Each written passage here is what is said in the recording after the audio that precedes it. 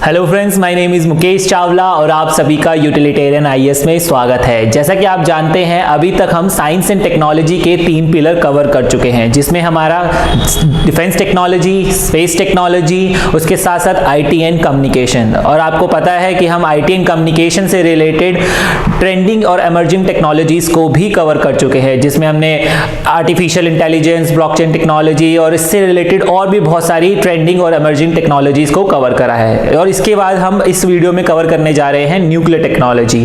इसके बाद हम कवर करेंगे nano science and nano technology के बारे में पढ़ेंगे, और उसके बाद देखेंगे कि बायोटेक्नोलॉजी में क्या क्या जरूरी है और उनसे रिलेटेड जो भी टॉपिक है हम वो जानेंगे। चलिए देखते हैं कि इस वीडियो में हम क्या क्या पढ़ने वाले हैं। सबसे पहले तो न्यूक्लियर टेक्नोलॉजी। ठीक है, आपको न्यूक्लियर टेक्नोलॉजी के बारे में मैं बता दूं कि सबसे पहले तो न्यूक्लियर टेक्नोलॉजी में जाने से पहले हमें न्यूक्लियर के बारे में पता होना चाहिए, यानी हमें ये पता होना चाहिए कि ये जो साइंस है, यानी इसके बिहाइंड जितनी भी साइंस है, हमें उसके बारे में थोड़ा बहुत आइडिया होना बहुत जरूरी है। अगर हमारे को न्यूक्लियर साइंस नहीं पता तो हम न्यूक्लियर टेक्नोलॉजी के बारे में ढंग से अगर पढ़ भी लेंगे तो हम उन चीजों को माइंड में रिटेन नहीं कर सकते। तो इसलिए हमें सबसे पहले क्या पता होना चाहिए, न्यूक्लियर साइंस के बारे में।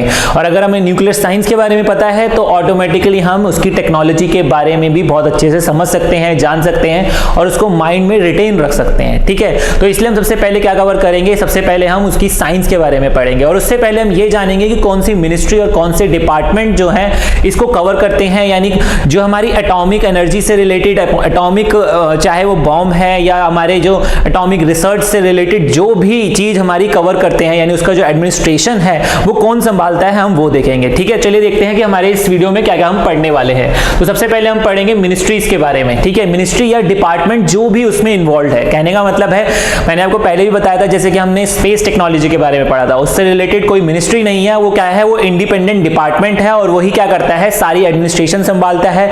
और उसके अंडर में क्या है, बहुत सारे रिसर्च सेंटर्स हैं, जैसे कि अगर मैं बात करूं, लीड रोल जो है वो इसरो का रहता है। ठीक है, और उसके अंडर बहुत सारी हमारी क्या है, अदर रिसर्च सेंटर्स हैं, इंस्टीट्यूशंस हैं। ठीक है, तो उसी तरीके से हमारे पास यहाँ पर एक डिपार्टमेंट ही है जो हमारा एटॉमिक एनर्जी को संभालता है। ठीक है, उसके बाद आता है, हम क्या पढ़ेंगे उसके बेसिक के बारे में। बेसिक मतलब कि हमारे पास एटम क्या होता है, न्यूक्लियस क्या होता है और उसके अंदर क्या क्या हमारे उसके अंदर क्या क्या कॉन्स्टिट्यूएंट्स होते हैं। उसके साथ साथ हम ये देखेंगे कि न्यूक्लियर फोर्स और न्यूक्लियर एनर्जी के बारे में। ठीक है, क्योंकि अगर मुझे न्यूक्लियर फोर्स और न्यूक्लियर एनर्जी के बारे में पता होगा तभी मैं क्या जान सकता हूं, उनकी रिएक्शंस के बारे में। और साथ साथ जो हमारे न्यूज में बहुत ज्यादा जो रहते हैं रिएक्टर्स, ठीक है, उसके बारे में भी हम तभी समझ पाएंगे जब तक अगर मुझे इन सबका बेसिक पता होगा। ठीक है, अगर मुझे ये बेसिक पता है तो मैं क्या कर सकता हूं, इन चीजों को, इन न्यूक्लियर रिएक्टर्स को किस तरीके से काम कर रहे हैं या उनके अंदर किस तरीके की प्रोसेस होता है, वो सारी चीज हम बहुत अच्छे से समझ पाएंगे। उसके बाद हम पढ़ेंगे रेडिएशंस एंड रेडियो एक्टिविटी के बारे में। ठीक है, कि रेडिएशंस और रेडियो एक्टिविटी से रिलेटेड और उनके टाइप्स के बारे में पढ़ेंगे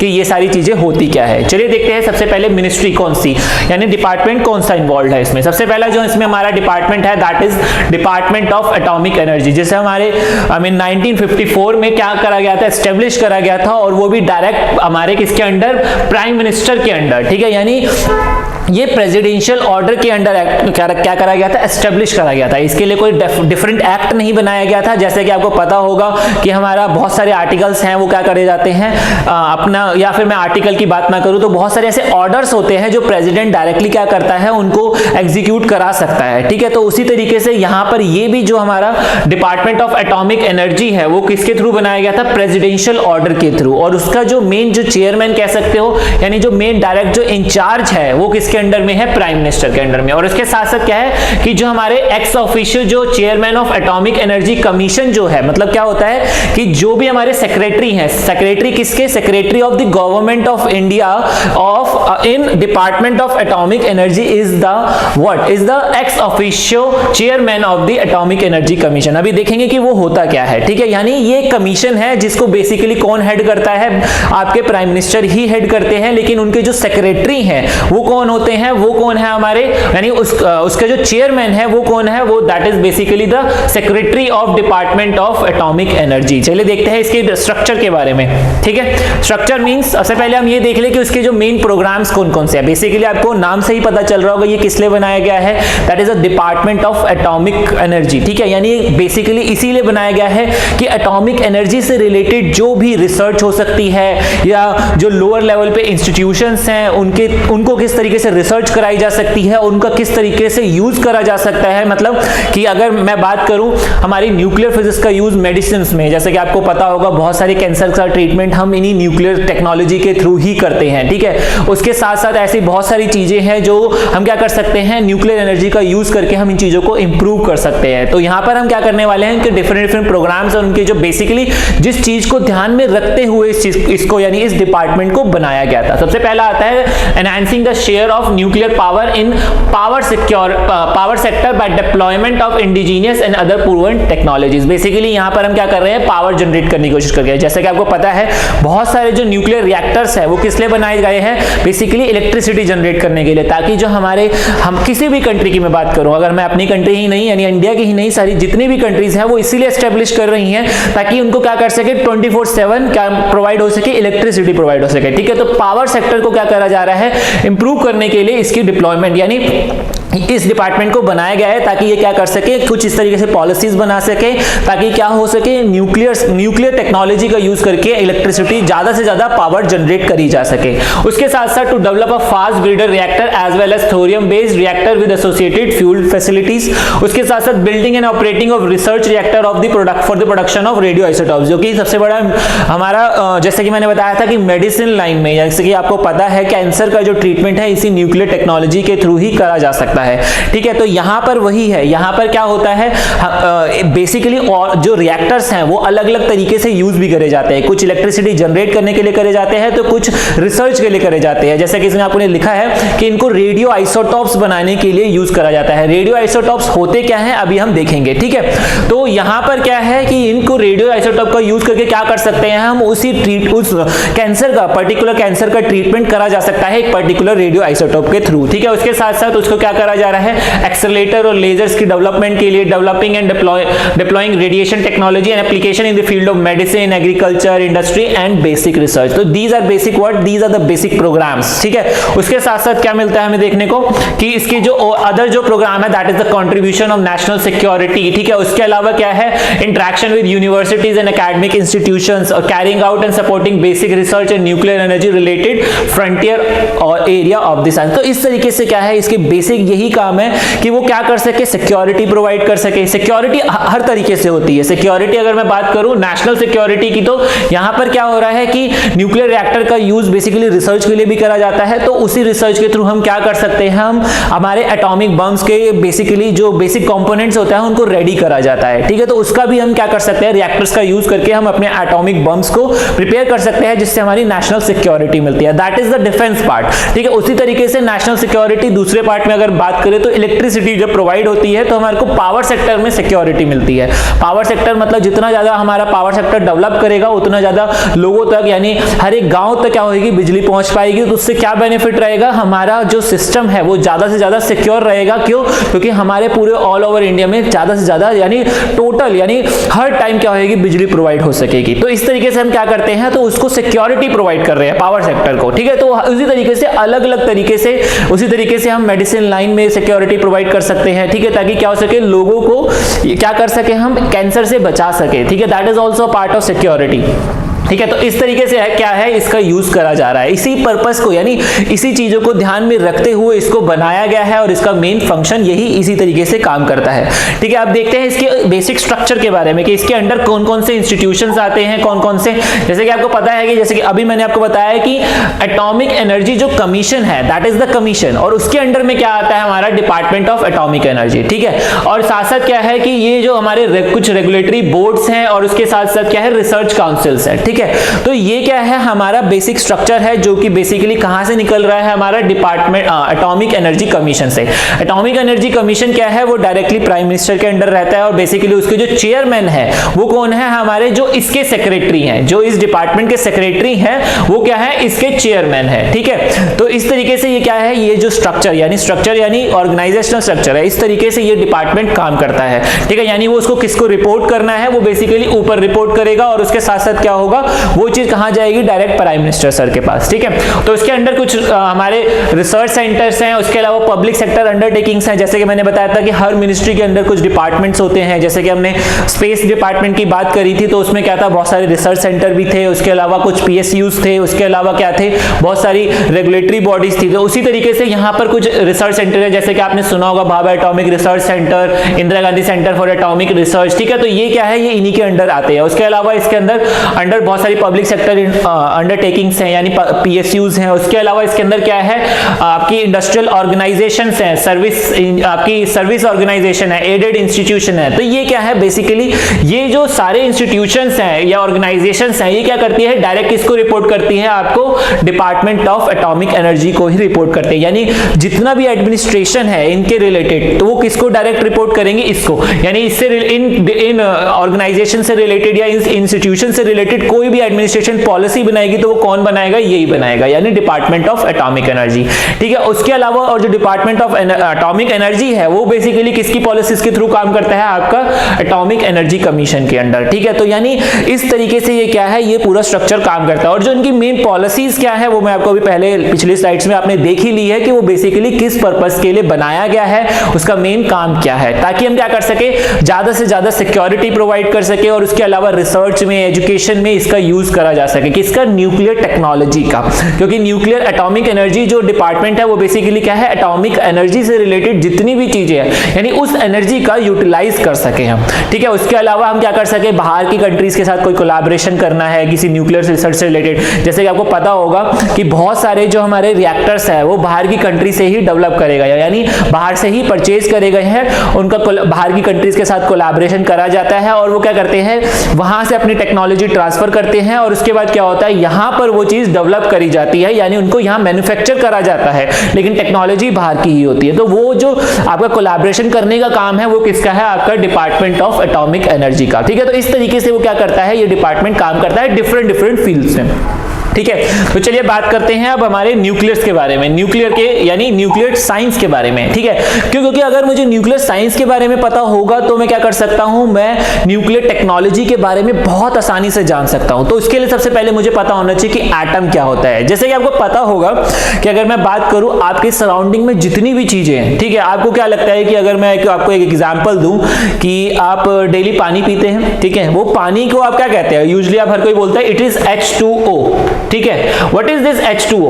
H2O मींस उसमें कुछ एलिमेंट क्या है, हाइड्रोजन है एक एलिमेंट और एक है ऑक्सीजन। ठीक है, तो ये हाइड्रोजन और ऑक्सीजन क्या होते हैं, दीज आर द एलिमेंट्स, यानी इनको एक पर्टिकुलर नाम दिया गया है।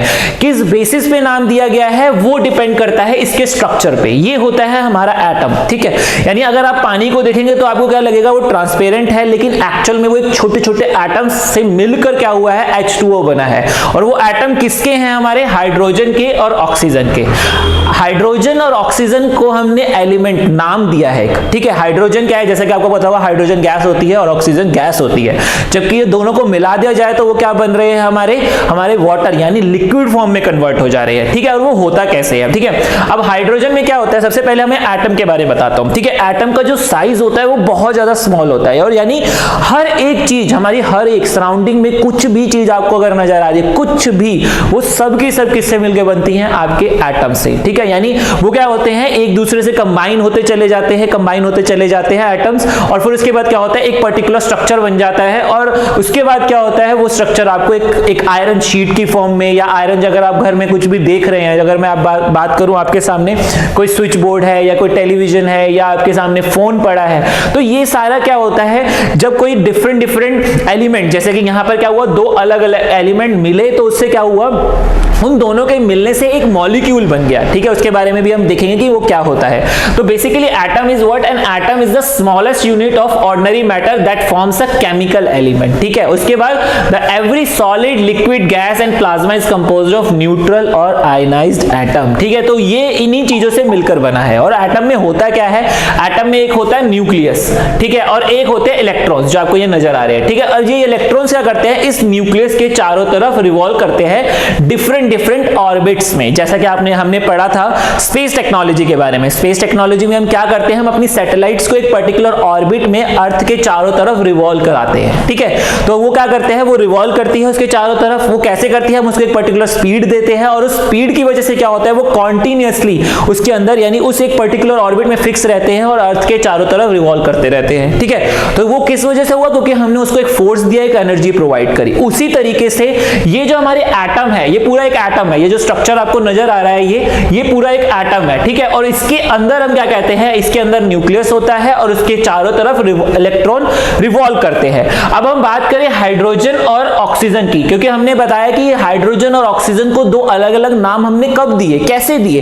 दैट डिपेंड्स कि कितने उसके अंदर इलेक्ट्रॉन है, यानी ये इलेक्ट्रॉन जो उसके चारों तरफ रिवॉल्व कर रहे हैं, और कितने उसके अंदर न्यूक्लियॉन्स है। न्यूक्लियॉन्स मतलब न्यूक्लियस। न्यूक्लियस जो है वो दो चीजों से मिलकर बना है, एक है प्रोटॉन्स और एक होता है न्यूट्रॉन, ठीक है। तो ये दोनों चीजें क्या होती है, दोनों एक साथ कंबाइन करके एक बॉल लाइक स्ट्रक्चर बनाती है। एक्चुअल में बॉल नहीं होता, और एक्चुअल में अगर हम देखें तो हम अपने एक सिंगल एलिमेंट को, या अगर मैं बात करूं एक सिंगल एटम को, हम क्या करते हैं, एक स्फीयर कंसीडर करते हैं। उसका भी एक पर्टिकुलर रीजंस है, ठीक है। उसके उस साइंस के बारे में, उस टेक्नोलॉजी के बारे में हम ज्यादा मतलब उस साइंस के पीछे हम ज्यादा नहीं जाएंगे। क्यों? क्योंकि वो बहुत ज्यादा डीप साइंस हो जाती है, तो इसलिए हम उसके स्ट्रक्चर के बारे में ज्यादा नहीं डिस्कस करेंगे। सिर्फ हम मैं आपको ये बता रहा हूं कि साइंटिस्ट बिलीव करते हैं कि जो एटम है it is just like a spherical ball, ठीक है। वो आप उस चीज को आप रिटेन कर लीजिए या आप उसको क्रैम कर लीजिए, ठीक है। तो उसको ज्यादा उसकी डीप में जाने की जरूरत भी नहीं है, ठीक है। तो अब क्या होता है, इस न्यूक्लियस के अंदर दो चीज है। पहली चीज है प्रोटॉन और दूसरा क्या है,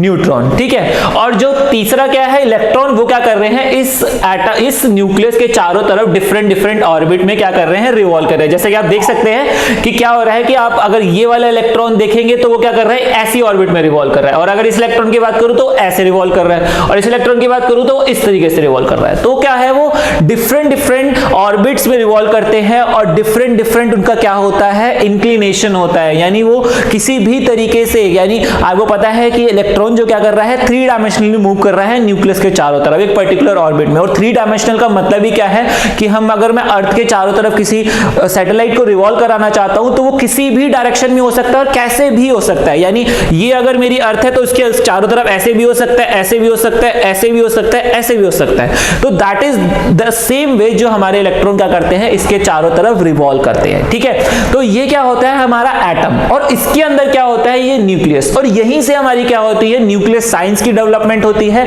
और इसी न्यूक्लियस से हमारी न्यूक्लियर टेक्नोलॉजी की डेवलपमेंट होती है। तो इसलिए हमें सबसे पहले पता होना चाहिए कि एटम क्या होता है, और उसके बाद करते हैं हम न्यूक्लियस की, ठीक है। अब मैंने आपको बता दिया है कि इलेक्ट्रॉन क्या होता है, और उसके बाद क्या बता दिया मैंने, न्यूक्लियस क्या होता है। चलिए देखते हैं कि न्यूक्लियस में क्या क्या देखने को मिलता है। इसके अलावा आप इसकी प्रॉपर्टीज भी जान लेते हैं बेसिकली। जो जैसे कि मैंने बताया था, atoms are made up of the smallest particle and the centre of the atom is nucleus. और उसके साथ साथ मैंने अभी आपको बताया था, nucleus is made up of the particle proton and neutron, जैसे कि अभी हमने डिस्कस करा।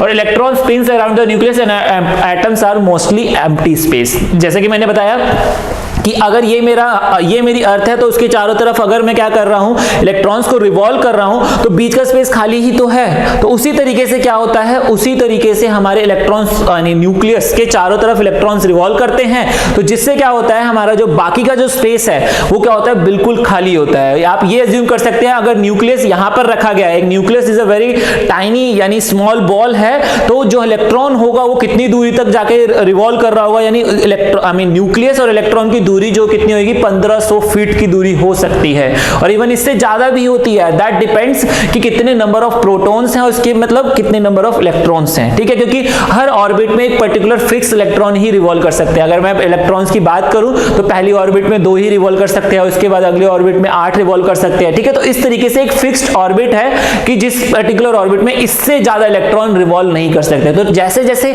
नंबर ऑफ इलेक्ट्रॉन्स और प्रोटॉन बढ़ते चले जाते हैं, तो वैसे वैसे क्या होता है, ऑर्बिट यानी डिस्टेंस बढ़ता चला जाता है न्यूक्लियस का, ठीक है। तो यहां पर भी क्या हो रहा है, जैसे कि आप देख रहे हैं कि यहां पर अगर मैं पहली ऑर्बिट में सिर्फ 2 इलेक्ट्रॉन है, तो उसके बाद और जो जैसे जैसे ऑर्बिट क्या होगी, बढ़ती चली जाएगी, तो क्या होगा, इलेक्ट्रॉन्स भी बढ़ते चले जाएंगे और उनका डिस्टेंस जो है न्यूक्लियस से बढ़ता चला जाता है, ठीक है। इसके बाद बात करते हैं हम सबसे इंपॉर्टेंट चीज कि यहां पर जो बात आती है कि क्या होता है, कि प्रोटॉन्स और इलेक्ट्रॉन्स क्या हैं, दोनों एक दूसरे की तरफ अट्रैक्ट करते हैं। और ये चीज आपने, अगर मैं बात करूं, अगर किसी ने 10th क्लास की साइंस भी पढ़ी है तो ये सारी चीज आपने पढ़ी होगी, मैं जस्ट आपको एक रिवाइज कर रहा हूं, ठीक है। तो यहां पर वो उसका रीजन क्या होता है कि प्रोटॉन्स हैव पॉजिटिव चार्ज और इलेक्ट्रॉन्स हैव नेगेटिव चार्ज।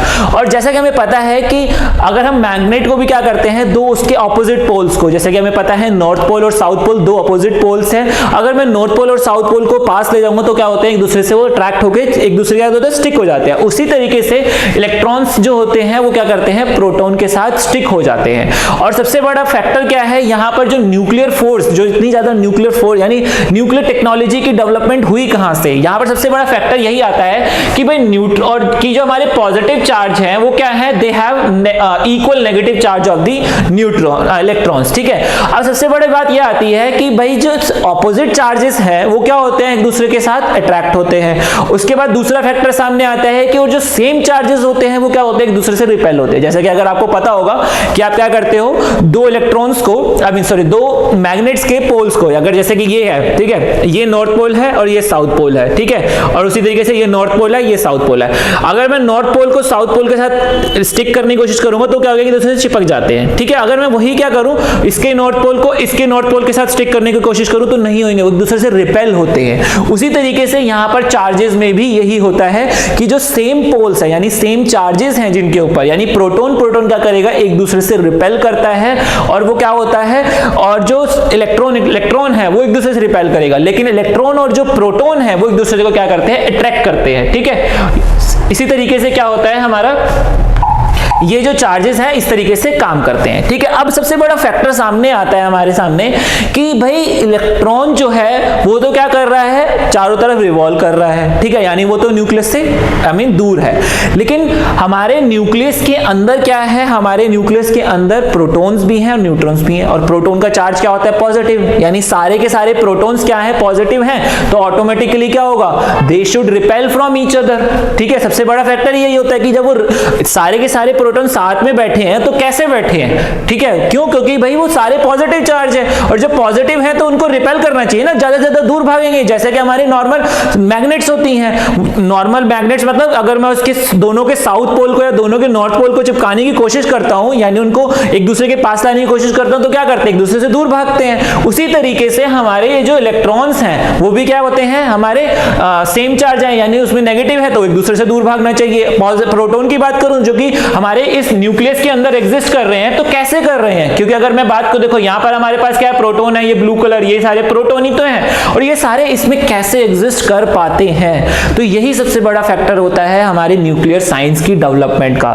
तो इससे हमारे को पता चला कि क्या होता है कि हमारा जो, आपको पता होगा हमारे डिफरेंट टाइप्स के फोर्सेस होते हैं, ठीक है, तो उनमें से एक हमारा फोर्स होता है जिसके बारे में अभी हम पढ़ने वाले हैं, ठीक है, ठीक है। तो ये क्या है हमारा न्यूक्लियर फोर्स। अब न्यूक्लियर फोर्स किस तरीके से काम करता है, ठीक है, ये तो क्या था, वो क्या था जिनकी वजह से जो चीजें एक दूसरे से अट्रैक्ट हो रही हैं और रिपेल हो रही हैं, that is our electrostatic force, ठीक है, जिसे हम इलेक्ट्रोस्टैटिक फोर्स कहते हैं, ठीक है। तो वो क्या होता है, वो क्या करता है, दो डिफरेंट चार्जेस को क्या करता है, डिफरेंट यानी ऑपोजिट चार्जेस को अट्रैक्ट करता है, और अगर चार्जेस सेम होंगे तो रिपेल करता है। उसी तरीके से अगर मैं बात करूं हमारे किसकी, न्यूक्लियस की, तो न्यूक्लियस के अंदर भी तो सारे प्रोटॉन ही तो है, यानी सेम चार्जेस हैं, तो ऑटोमेटिकली क्या होना चाहिए, उन दोनों को क्या करना चाहिए, सारे के सारे प्रोटॉन को एक दूसरे से दूर भाग जाना चाहिए, लेकिन ऐसा नहीं होता। क्यों, क्योंकि उसके अंदर होता है हमारा स्ट्रॉन्ग न्यूक्लियर फोर्स, ठीक है। तो इसी न्यूक्लियर फोर्स की वजह से ही क्या होते हैं, डिस्पाइट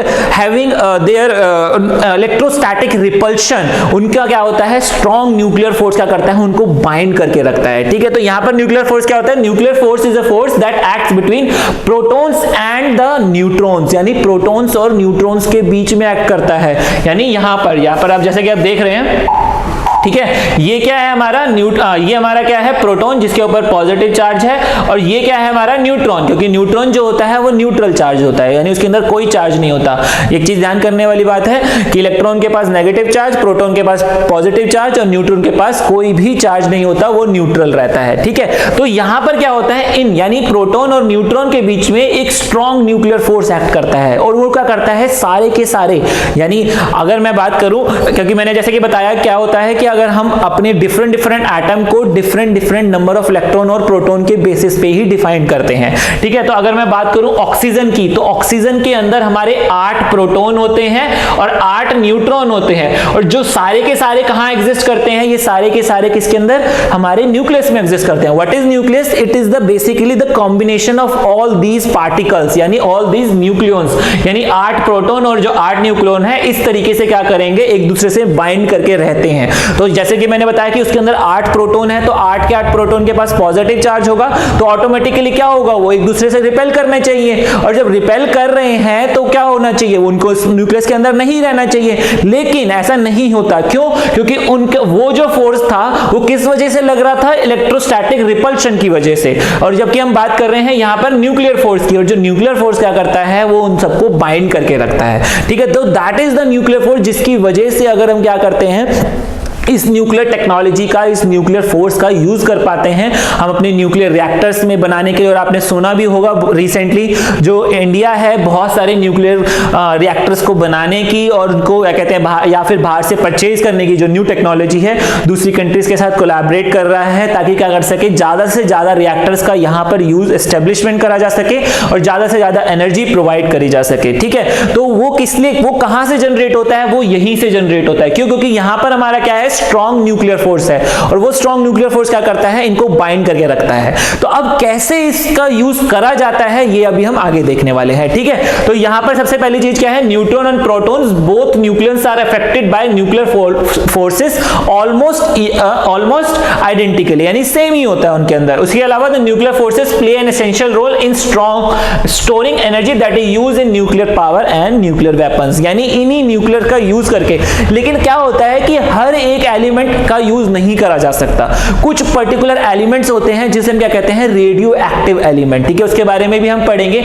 उन्हीं का ही यूज करके हम क्या कर सकते हैं, हम न्यूक्लियर पावर जनरेट कर सकते हैं, यानी न्यूक्लियर रिएक्टर्स में उनका यूज करके हम क्या कर सकते हैं, इलेक्ट्रिसिटी जनरेट कर सकते हैं, उनका रिसर्च कर सकते हैं, रिसर्च का यूज करके हम न्यूक्लियर वेपन्स बना सकते हैं, ठीक है। तो इस तरीके से क्या कर सकते हैं, हम न्यूक्लियर एनर्जी का यूज कर सकते हैं। वो कैसे करते हैं, क्योंकि अभी तो हमारे को ये पता चला है कि पॉजिटिव चार्ज क्या कर रहे हैं, पॉजिटिव एक दूसरे से क्या कर रहे हैं, रिपेल कर रहे हैं। लेकिन जो इलेक्ट्रॉन और प्रोटॉन और जो न्यूट्रॉन है वो क्या करते हैं, एक दूसरे को बाइंड करके रखते हैं, just because of nuclear force, क्योंकि वही न्यूक्लियर फोर्स होता है जो एक दूसरे को बाइंड करके रखता है। जैसे कि आप देख रहे हैं कि यहां पर जो न्यूक्लियर फोर्स है वो क्या कर रहा है, एक दूसरे की तरफ अट्रैक्ट करके रख रहा है, ठीक है। और वहीं पर अगर मैं बात करूं, सेम जो प्रोटॉन है वो एक दूसरे को रिपेल कर रहा है, ठीक है। यहां पर एक दूसरे को रिपेल करने की कोशिश कर रहा है। तो इसी वजह से क्या है, इस फोर्स की वजह से हमारे सारे के सारे न्यूक्लियॉन्स यानी प्रोटॉन्स और न्यूट्रॉन्स एक दूसरे से बाइंड रहते हैं और एक पर्टिकुलर स्पेस में, एक पर्टिकुलर छोटी सी जगह में बंधे रहते हैं, और उससे क्या कहते हैं, न्यूक्लियस कहते हैं। और जो इलेक्ट्रॉन है उस न्यूक्लियस के चारों तरफ रिवॉल्व करते रहते हैं, ठीक है। तो यहां पर जो हमारा न्यूक्लियर फोर्स की में जो सबसे इंपॉर्टेंट चीज आती है, उसके बाद न्यूक्लियर एनर्जी। यहां पर ये तो क्या था, फोर्स। अब एनर्जी क्या होती है, energy is that holds the proton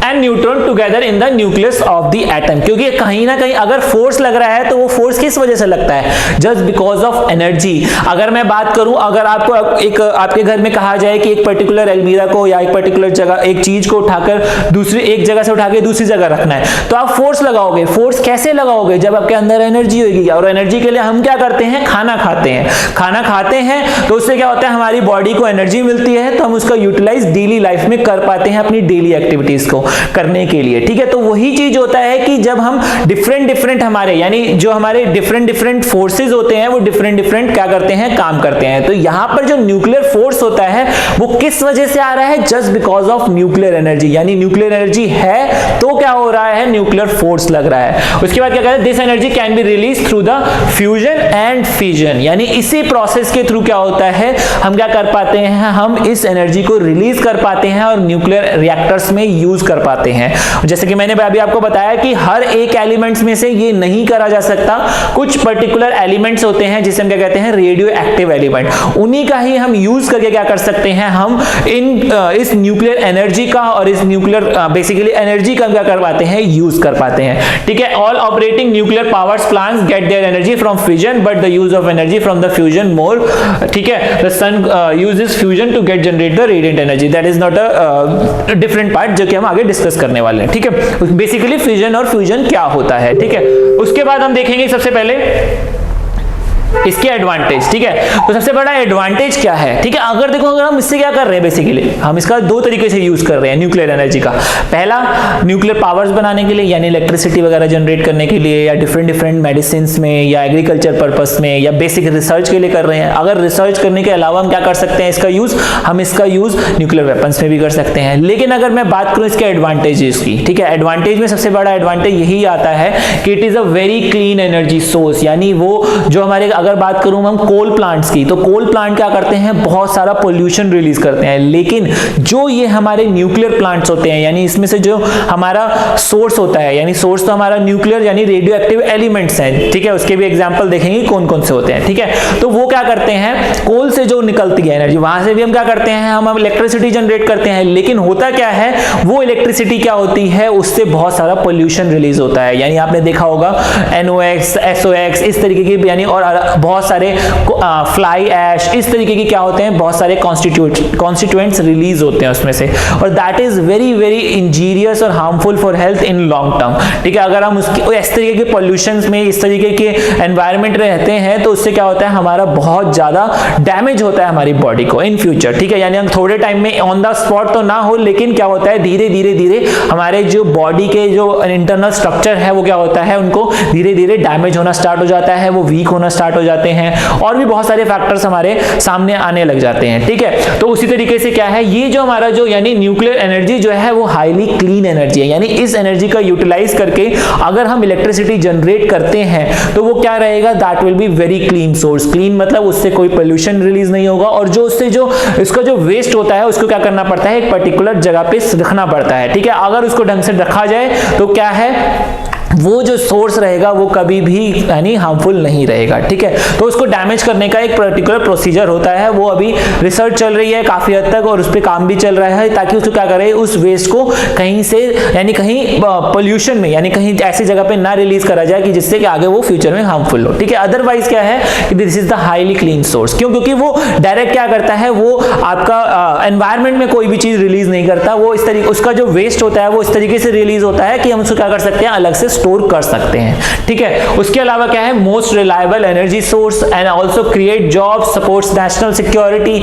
ये सारे क्या है इसके एडवांटेज है। जैसे कि मैंने बताया था, नेशनल सिक्योरिटी की बात करें तो सिक्योरिटी में, यानी अगर हम अपने वेपन सिस्टम का बनाएं न्यूक्लियर वेपन्स, तो ऐसे बहुत सारी कंट्रीज हैं जो अदर न्यूक्लियर वेपन्स बना रखे हैं उन्होंने, और वो क्या करते हैं कि भाई अपने आप को सिक्योर करने के लिए उनको वो एक इस तरीके के वेपन बना के रखे हुए हैं, ताकि वो अदर कंट्रीज तो क्या हो, थोड़ा सा फियर रहे और वो उनके ऊपर अटैक ना करे। क्योंकि वो जो हमारे न्यूक्लियर वेपन्स होते हैं दे आर हाईली डिस्ट्रक्टेबल, ठीक है। जैसे कि आपने सुना होगा कि जो हमारे न्यूक्लियर जो बॉम्ब्स होते हैं, जो लास्ट टाइम आपने देखा होगा कि वर्ल्ड वॉर 2 में जो यूज करा गया था, दैट वाज हाईली डिस्ट्रक्टिव, जिसने पूरी दो बॉम्ब्स ने पूरी सिटीज को डिस्ट्रॉय कर दिया था, ठीक है। तो that's why they support national security just to create a fear, कह सकते हो आप, ठीक है। लेकिन एग्जैक्ट जो रीजन होता है वो एक अपनी सिक्योरिटी को यानी बना के रखने के लिए क्या करा जाता है, और डिफरेंट तरीके से भी इसकी सिक्योरिटी, नेशनल सिक्योरिटी प्रोवाइड होती है। जैसे कि मैंने बताया कि अगर हम इलेक्ट्रिसिटी पावर अगर जितनी ज्यादा होगी, यानी पावर सोर्स सही चलेगा, तो उससे क्या रहेगा कि उससे हमारा जो सिस्टम है, यानी हमारा जो, आप ये कह सकते हो कि हमारा जो सिस्टम कह सकते हो, यानी हर तरीके की इंडस्ट्री है या घर है या स्कूल है, वो क्या करेंगे 24/7 उनको इलेक्ट्रिसिटी प्रोवाइड होगी। तो they will at every time they will run every time, ठीक है। तो इस तरीके से क्या होगा, वो हमेशा काम करते रहेंगे, तो जिससे क्या होता है हमारे को पावर सिक्योरिटी मिलती है, यानी एनर्जी सिक्योरिटी मिलती है, ठीक है। उसी तरीके से ये क्या करते हैं, जॉब्स को क्रिएट करते हैं। जॉब्स तो आपको पता ही है, जैसे अगर कोई न्यूक्लियर प्लांट लगेगा तो ऑटोमेटिकली डिफरेंट तरीके की जॉब्स क्रिएट हो जाती हैं, ठीक है। उसके अलावा मोस्ट रिलायबल एनर्जी सोर्स है, ठीक है। तो ये क्या है, इसके एडवांटेज है। चलिए इसके चैलेंजेस देखते हैं कि सबसे पहले इसके चैलेंजेस क्या होते हैं, ठीक है। तो सबसे पहला जो इसका चैलेंज है that is the public awareness, यानी लोगों को ऐसा बिलीव है कि भाई दिस इज हाईली डिस्ट्रक्टिव। क्यों? क्योंकि इट्स अ न्यूक्लियर एनर्जी, और न्यूक्लियर न्यूक्लियर एनर्जी के बारे में जब बात आती है तो सबसे पहले यही आता है कि it could create a nuclear weapon type situation. जैसा कि मैंने बताया कि जब वर्ल्ड वॉर 2 में जो था उस तरीके की सिचुएशन सामने आती है और ऐसे बहुत सारे इंसिडेंट देखने को भी मिले हैं। तो दैट्स व्हाई कि पब्लिक अवेयरनेस जो है, यानी पब्लिकली क्या है कि ये क्या है, डेंजरस फील करते हैं लोग कि भाई, और जहां पर इनको एस्टेब्लिश करा जाता है तो वहां पर जो पॉपुलेशन है या वहां के आसपास के जो लोग हैं उसको अपोज करते हैं कि यहां पर न्यूक्लियर प्लांट नहीं लगना चाहिए, क्योंकि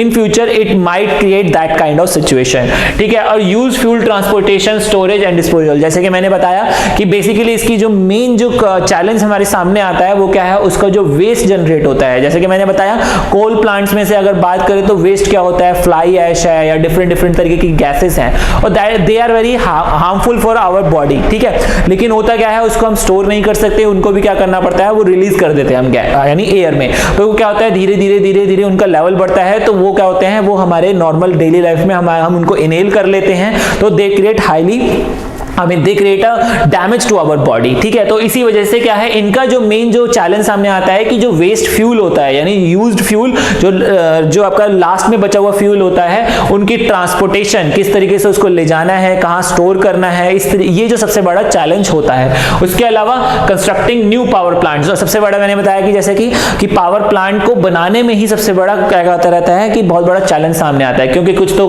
पब्लिक की वजह से और कुछ उसको बनाने में ही इतना खर्चा आता है और साथ साथ उनको बनाने के लिए बहुत ज्यादा टेक्निकल जो पर्संस की जरूरत होती है। अगर टेक्निकल जिनके पास उस पर्टिकुलर न्यूक्लियर प्लांट को बनाने की कोई टेक्निक नहीं है या उनकी नॉलेज नहीं है तो वो नहीं बना सकते। तो इसीलिए क्या होता है, यूजुअली जो कंट्रीज होती हैं, एक कंट्री दूसरी कंट्री के साथ क्या करती है, कोलैबोरेशन करती हैं, ताकि वो क्या कर सके, दूसरी कंट्री जो कि ऑलरेडी न्यूक्लियर प्लांट्स लगा चुकी हैं या और अपग्रेडेड वर्जन लाई हैं, तो क्या करते हैं, उनसे वो टेक्नोलॉजी लेते हैं, साथ साथ वो क्या करते हैं, वो यहाँ पर आके लोगों को ट्रेन करते हैं, यानी किसी पर्टिकुलर कंट्री में जिसके साथ भी कोलैबोरेशन होता है, तो क्या करते हैं, कोलैबोरेट करते हैं, उसको ट्रेन करते हैं और उनको क्या करा जाता है, फिर वो यहीं पर यानी एक पर्टिकुलर कंट्री में जहां पर जिनका कोलैबोरेशन है, तो क्या करते हैं, वहां से उनको बुला के अपना ये जो यहाँ पर जिस जगह पे हमें प्लांट लगाना है वहां पर क्या करते हैं, उनको ट्रेन करने के बाद वो एस्टैब्लिश करा जाता है, मैन्युफैक्चर करा जाता है। लेकिन ये क्या होता है, टाइम कंज्यूमिंग प्रोसेस होता है। और अगर हम बात करें कि डायरेक्ट जिनके पास ऑलरेडी वो टेक्नोलॉजी है उनको बोल दिया जाए कि भाई आप यहाँ लगा दो, तो that will be very easy. क्यों? क्योंकि उनको क्या करना है, जैसे अपने इक्विपमेंट लाने हैं, यहाँ पर उनको मैन्युफैक्चर करना ही नहीं करना, वो वहीं से बाहर से मंगा के यहाँ पर एस्टैब्लिश कर सकते हैं। लेकिन अगर मैं बात करूं कि भाई टेक्नोलॉजी ट्रांसफर की, तो इट टेक टाइम। ठीक है। तो इसीलिए क्या होता है कि ये चैलेंज सामने आता है। उसके अलावा जैसे कि मैंने बताया कि it creates high operating cost, क्योंकि उसको चलाने का भी बहुत बड़ी कॉस्टिंग रहती है। क्योंकि अगर एक न्यूक्लियर प्लांट की बात करें, it takes billions of money, जिसकी वजह से क्या है, उसको एस्टेब्लिश करने में लगते हैं और उसके बाद क्या है, उसको चलाने के लिए ही उसके यूरेनियम फ्यूल और इसके अलावा उसको क्या कहते हैं, बहुत सारे जो उसके अंदर कंपोनेंट्स यूज करे जाते हैं, तो वो सारे कंपोनेंट्स क्या होते हैं, वो क्या करते हैं, बहुत ज्यादा क्या कहते हैं, कॉस्ट लेते हैं। ठीक है। क्योंकि यूरेनियम की बात करो तो यूरेनियम ही बहुत ज्यादा कॉस्टली मिलता है, क्योंकि it is very rarely available. ठीक है। तो दैट्स व्हाई इसको क्या करा जाता है, इसको चलाने के लिए ही क्या रहता है, बहुत ज्यादा कॉस्ट रहती है। ठीक है। अब इसके बाद हम इसकी न्यूक्लियर रिएक्शन के बारे में, मैंने जैसे कि बताया कि हम क्या कर रहे हैं, बेसिकली हम इनका यूज कर रहे हैं, किसका, न्यूक्लियर एनर्जी का। अब न्यूक्लियर एनर्जी का यूज कैसे करा जाता है, बेसिकली हम क्या करते हैं, इन रिएक्शंस का यूज करते हैं, यानी कि इनका न्यूक्लियर रिएक्शंस का। और उसमें सबसे जो इंपॉर्टेंट जो रिएक्शन होती है वो एक होती है न्यूक्लियर फिजन और दूसरी होती है न्यूक्लियर फ्यूजन। ठीक है। तो बेसिकली न्यूक्लियर रिएक्शन क्या होता है, it changes in the identity और the characteristic of the nucleus, atomic nucleus induced by bombarding it with an energy particle. ठीक है। देखेंगे कि अभी कैसे इस चीज को हम प्रोसेस में लाते हैं और उसी तरीके से हम क्या करते हैं, न्यूक्लियर रिएक्टर में भी क्या करते हैं, उनका यूज करते हैं। उसके बाद bombarding particle may be an alpha particle, gamma ray, photon, neutron, proton और heavy ion. These are basically the particles जो क्या करते हैं, हम एक पर्टिकुलर रेडियो एक्टिव एलिमेंट के ऊपर स्ट्राइक करते हैं, जिससे क्या होता है, वो एनर्जी रिलीज करता है। उसके बाद क्या कहते हैं, in any case the bombarding particle must have enough energy to approach the positively charged nucleus to within the range of the strong nuclear force. ठीक है, तो ये क्या होना चाहिए, बहुत ज्यादा हाईली एनर्जेटिक पार्टिकल होना चाहिए। चलिए देखते हैं सबसे पहले कि किस तरीके से ये काम करता है, क्योंकि हमने अभी ये चीज डिस्कस करी है कि न्यूक्लियर रिएक्शंस क्या होती है। बेसिकली न्यूक्लियर रिएक्शन क्या करते हैं कि वो उनके कहते हैं कैरेक्टरिस्टिक में, यानी उनकी आइडेंटिटी में चेंज ला देते हैं। चलिए देखते हैं किस तरीके से। तो सबसे पहले आता है इसमें न्यूक्लियर फिजन, और उसके बाद आता है न्यूक्लियर फ्यूजन। उसके अलावा क्या होता है न्यूक्लियर डिके, जिसे हम कहते हैं रेडियो एक्टिविटी। ठीक है, जिसके बारे में हम आगे पढ़ने वाले हैं। और इसके अलावा होता है ट्रांसम्यूटेशन, जिसके बारे में हम नहीं पढ़ेंगे क्योंकि इट इज नॉट नेसेसरी कि हम इसको इतने डिटेल में जाएं, लेकिन हमारे लिए ये तीन चीजों के बारे में जानना जरूरी है, क्योंकि इन्हीं तीनों चीजों के बेसिस पे क्या होता है हमारे को हम न्यूक्लियर एनर्जी का यूज कर पा रहे हैं एट प्रेजेंट। ठीक है, बाकी जो चीजें हैं जैसे कि मैंने बताया transmutation, these are basically use for lab purposes. ठीक है, और इसका यूज जो है हम न्यूक्लियर रिएक्टर में नहीं करते। न्यूक्लियर रिएक्टर में क्या है, हमारा फिजन का ही यूज करा जाता है अभी तक। ठीक है, उसके बाद आता है सबसे पहले न्यूक्लियर फिजन। अब न्यूक्लियर फिजन होता क्या है, देखो जैसे कि मैंने बताया कि सबसे इंपॉर्टेंट चीज क्या है, मुझे जैसे कि मैंने बताया कि हमारे पास न्यूक्लियस है, न्यूक्लियस के अंदर प्रोटॉन है और न्यूट्रॉन है, और वो प्रोटॉन क्या होते हैं, सारे पॉजिटिवली चार्ज है लेकिन फिर भी बाइंड रहते हैं just because of nuclear force and nuclear energy. यानी अगर मैं क्या करूं, मैं इन बेसिकली प्रोटॉन्स और न्यूट्रॉन्स को अलग कर दूं तो दैट मींस क्या होगा, वो एनर्जी रिलीज हो जाएगी। रिलीज कैसे हो जाएगी, क्योंकि उसी एनर्जी की वजह से तो क्या हो रहा है, वो फोर्स लग रहा है, और फोर्स क्या कर रहा है, उनको बाइंड करके रख रहा है। अगर मैं इनको रिलीज कर दूं, यानी उनको क्या कर दूं, छोड़ दूं इन द सेंस, यानी प्रोटॉन्स को न्यूट्रॉन्स को अलग कर दूं, तो क्या होगा, फोर्स खत्म हो जाएगा, तो वो एनर्जी रिलीज हो जाएगी।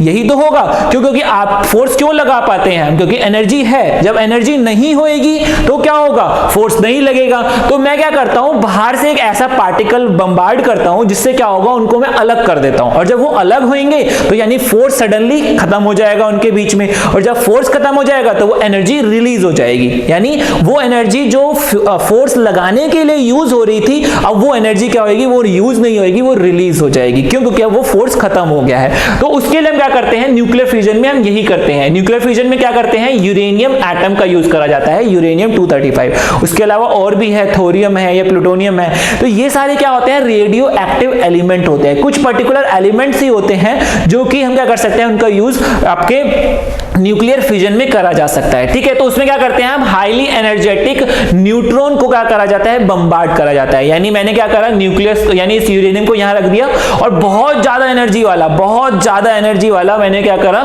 न्यूट्रॉन को क्या करा, इसके ऊपर स्ट्राइक कराया। जब स्ट्राइक कराया तो क्या हुआ, कुछ प्रोटॉन्स और न्यूट्रॉन्स एक तरफ अलग हो गए, और दूसरे क्या हो गए, कुछ प्रोटॉन्स और न्यूट्रॉन्स एक तरफ अलग हो गए। ठीक है, ठीक उसके बाद क्या होगा, उसमें से साथ साथ क्या होता है, ये तीन न्यूट्रॉन और निकल जाते हैं, और यही तीन न्यूट्रॉन क्या करते हैं, आगे फर्दर और जो यूरेनियम एटम रखा होता है उसको स्ट्राइक करते हैं। देखते हैं कैसे, इस तरीके से। ठीक है, जैसे कि देखा हमने कि यहां से जो तीन क्या निकले,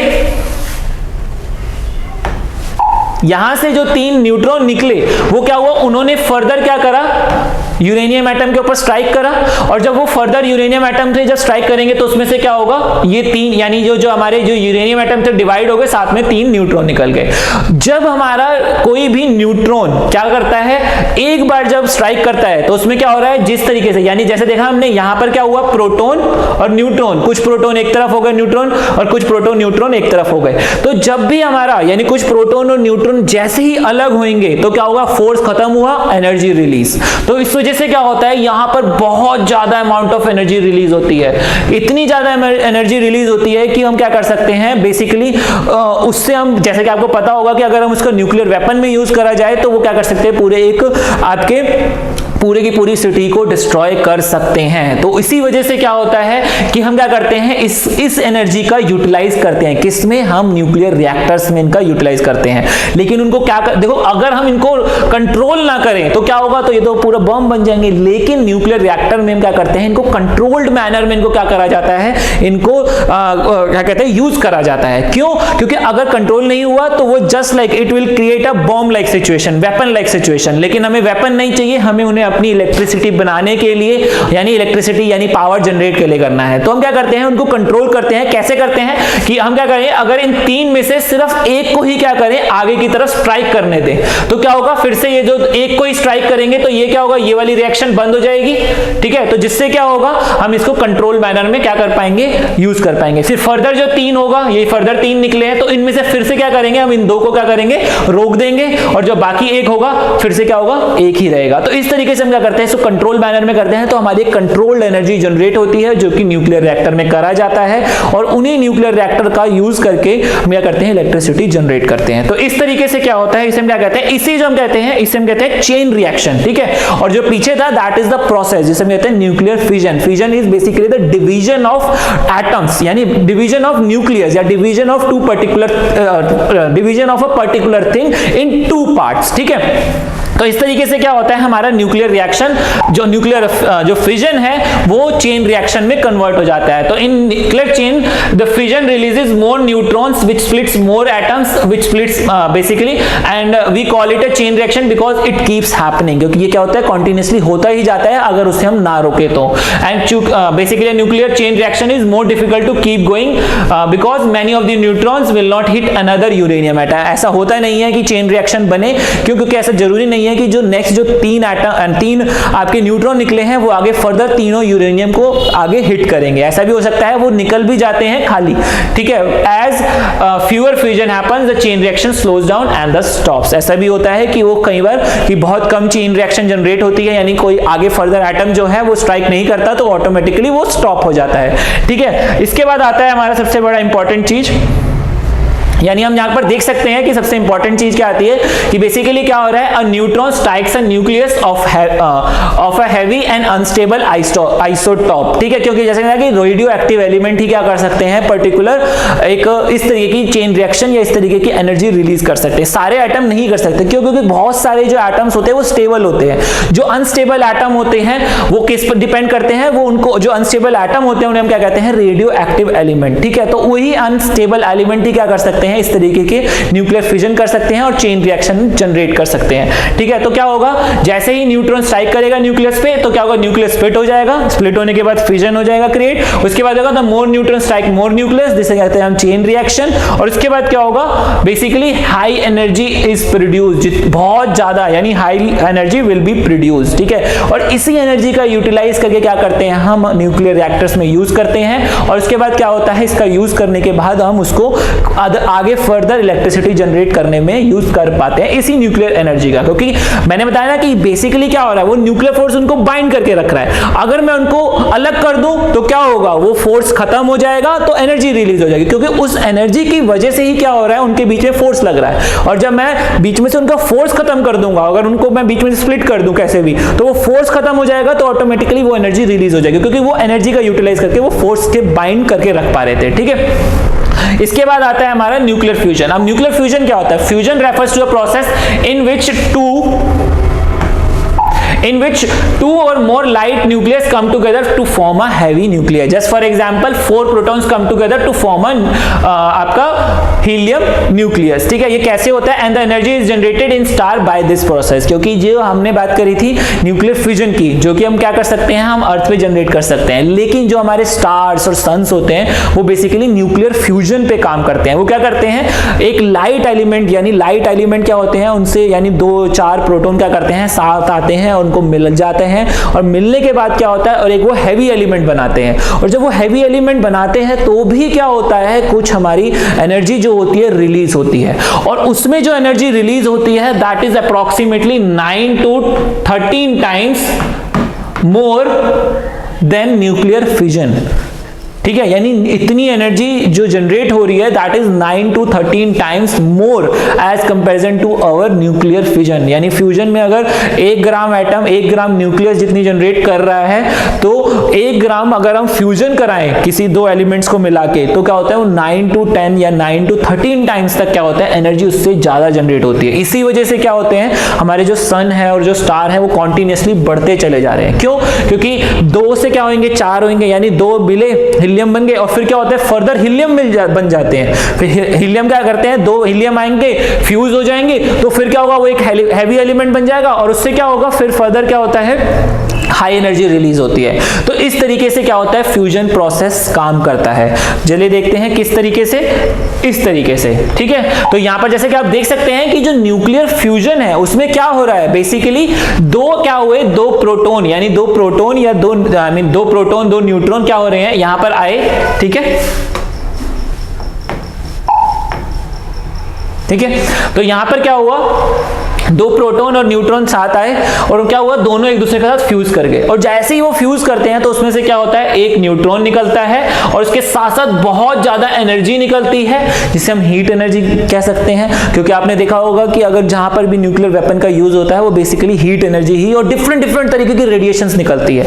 heat energy is basically we called infrared radiation. जैसा कि हमने पढ़ा था कि जो स्पेक्ट्रम में डिफरेंट रेडिएशंस होती हैं, तो उसी तरीके से डिफरेंट रेडिएशंस निकलती हैं जब हमारा न्यूक्लियर फिजन या फ्यूजन होता है, ठीक है। क्यों, क्योंकि स्टार्स और सन्स में भी इसी तरीके का होता है। तभी क्या होता है कि वहां से डिफरेंट टाइप्स की रेडिएशंस वहां से रेडिएट करते हुए अर्थ तक पहुंचती है। कुछ हमारी ब्लॉक हो जाती है, एटमॉस्फेयर ब्लॉक कर देता है, कुछ वापस रेडिएट यानी उसको रिफ्लेक्ट कर देता है और कुछ को क्या करता है, वो हमारे अर्थ की सरफेस तक आने देता है। उसके साथ साथ क्या होता है, उसमें क्या बन गया, एक हमारा हीलियम एटम। और सबसे बड़ी खास बात क्या थी यहाँ पर, कि यहाँ पर भी क्या हो रहा है, जब 2 एटम यानी 2 प्रोटॉन 2 न्यूट्रॉन क्या कर रहे हैं, कंबाइन हो रहे हैं, तो उससे क्या हो रहा है, उनके फ्यूजन की वजह से उसमें बहुत ज्यादा एनर्जी रिलीज होती है। उसका क्या रीजन होता है, क्योंकि उनके फ्यूजन की वजह से क्या हो रहा है, उसमें एक पर्टिकुलर, ये कह सकते हैं एक पर्टिकुलर साथ में क्या हो रहा है, एक न्यूक्लियस, ठीक है, या जिसे हम क्या कहते हैं न्यूक्लियन, वो भी क्या होता है, रिलीज होता है। जब न्यूक्लियन रिलीज होता है तो ऑटोमेटिकली क्या होता है, कुछ जो एक पर्टिकुलर मास को बाइंड करने के लिए, एक पर्टिकुलर कॉन्स्टिट्यूएंट को यानी एक पर्टिकुलर न्यूट्रॉन को बाइंड करने के लिए जो एनर्जी लगनी थी वो क्या हो गई, वो नहीं लगी। और वो नहीं लगने की वजह से क्या हुआ, जैसे ही न्यूट्रॉन बाहर निकला तो वो एनर्जी यूटिलाइज नहीं हुई, यानी वो कंबाइन होने के बाद वो क्या होना चाहिए था, उसको साथ रहना चाहिए था, वो साथ नहीं रहा। तो जिससे क्या हुआ, उसके ऊपर वो फोर्स नहीं लगा, तो उस फोर्स की वजह से क्या हुआ, वो चीज, वो एनर्जी रिलीज हो गई। उस एनर्जी की वजह से क्या होता है, हम क्या कर पाते हैं, हम जो स्टार्स हैं और जो आपके सन है, डिफरेंट जो, तो क्या करते हैं, इस एनर्जी का यूज करके रेगुलर बेसिस पे क्या करते हैं, हमारे अर्थ तक, अगर हम अपने सन की बात करें तो रेगुलर क्या हो रहा है, वहां से हमारे को रेडिएशंस मिलती है और हम मैक्सिमम एनर्जी जो है वो वहीं से ही यूटिलाइज करते हैं। चाहे हम बात करें बहुत सारी सोलर एनर्जी की बात करें या हम बात करें उस सोलर एनर्जी के थ्रू हम क्या करते हैं, एग्रीकल्चर यूटिलाइज यानी एग्रीकल्चर कर पाते हैं, यानी हम अपने क्या करते हैं, फील्ड में हम डिफरेंट प्लांट्स लगा पाते हैं और उसी तरीके से जो ट्रीज हैं उन्हीं एनर्जी का यूज कर रहे हैं। तो ये सारा क्या है, इसी प्रोसेस पे क्या हो रहा है, हमारे सन काम करते हैं और उनके काम करने की वजह से ही क्या होता है, उनके काम करने की वजह से ही हम क्या कर पाते हैं, उनका यूटिलाइज कर पाते हैं, ठीक है। तो इसी तरीके से क्या होता है, ये जो हमारे न्यूक्लियर फिजन और फ्यूजन क्या करते हैं, काम करते हैं। और बेसिकली हम जो न्यूक्लियर रिएक्टर्स हैं उसमें हम क्या करते हैं, न्यूक्लियर फिजन का ही यूज करते हैं, क्योंकि न्यूक्लियर फिजन ही क्या करता है, कंट्रोल्ड मैनर में करा जा सकता है। क्योंकि उसमें जो एनर्जी रिलीज होती है, ठीक है, उसमें जो एनर्जी रिलीज हो रही है उसको अगर हम न्यूक्लियर रिएक्टर में यूज करेंगे तो इलेक्ट्रिसिटी जनरेट करने के लिए क्या कर सकते हैं, उसका यूटिलाइज कर सकते हैं। जो न्यूक्लियर फ्यूजन से जो एनर्जी रिलीज होती है दैट इज 9 to 10 या 9 to 13 टाइम्स क्या होती है, ज्यादा होती है न्यूक्लियर फ्यूजन से। और अगर हम न्यूक्लियर फ्यूजन को ही कंट्रोल ना कर पाए, फ्यूजन को, तो क्या होता है, it will create a nuclear weapon या न्यूक्लियर बॉम्ब टाइप सिचुएशन, ठीक है। तो वहां पर उसको कंट्रोल करा जा सकता है लेकिन यहां पर इसको कंट्रोल नहीं करा जा सकता। तो इसीलिए हम अभी तक न्यूक्लियर फ्यूजन पे बेस्ड कोई भी रिएक्टर नहीं बना पाए हैं और इसके ऊपर बहुत ज्यादा रिसर्च चल रही है। और अगर जैसे ही रिसर्च सक्सेसफुल रहेगी तो हम इतनी वास्ट एनर्जी का भी क्या कर पाएंगे, यूटिलाइजेशन कर पाएंगे, और वो भी हमारे अर्थ की सरफेस पे ही। जिससे क्या होगा, कभी भी ऑल ओवर दी वर्ल्ड कह सकते हो, कभी भी क्या होगा, इलेक्ट्रिसिटी कभी कमी नहीं पड़ेगी। तो इस तरीके से क्या होता है, हमारी एनर्जी, इन्हीं एनर्जी का यूटिलाइज करके हम न्यूक्लियर रिएक्टर्स का यूज कर पाते हैं। यानी न्यूक्लियर रिएक्टर में हम इस तरीके के एलिमेंट्स का यूज करते हैं और इनके रिएक्शंस के थ्रू, यानी बेसिकली न्यूक्लियर फ्यूजन का यूज करके हम एनर्जी का यूटिलाइज करते हैं और उनको इलेक्ट्रिसिटी जनरेट करते हैं। नेक्स्ट वीडियो में हम इसी पे मिलेंगे कि हम किस तरीके से न्यूक्लियर रिएक्टर पे काम करते हैं, उसमें क्या क्या कंपोनेंट होते हैं और उसमें किस कौन सी जनरेशन है और रिसेंटली किस तरीके के उसमें टेक्नोलॉजीज हैं जो कि अभी इंडिया या अदर कंट्रीज यूटिलाइज कर रहे हैं। ठीक है, तो तब तक के लिए थैंक यू, धन्यवाद।